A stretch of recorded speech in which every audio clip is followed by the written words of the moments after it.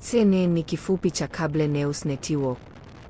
Ni runinga ya kimataifa ya habari inayojulikana duniani kote.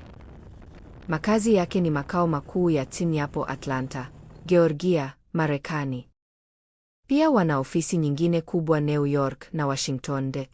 Chombo hiki kimekuwa na shutuma kadha wa kadha na mataifa mbalimbali hasa ikiwemo Marekani, kutokana na kutoa taarifa zenye uongo, uchochezi na zinazoleta taharuki kwa wananchi. Imesikika mara kadhaa Rais wa Marekani Donald Trump akiwakosoa na kuwapinga vikali, na mara zote wamekuwa wakikiri makosa na kuomba radhi.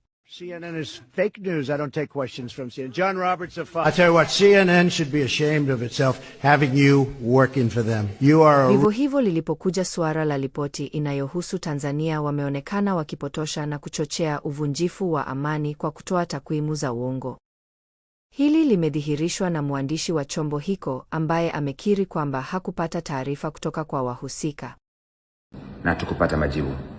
Imeonekana wazi kwamba kwenye taarifa hiyo kuna video zinaonyesha wazi kuwa sio Tanzania na nyingine za miaka ya nyuma ambazo sio matukio ya hivi karibuni.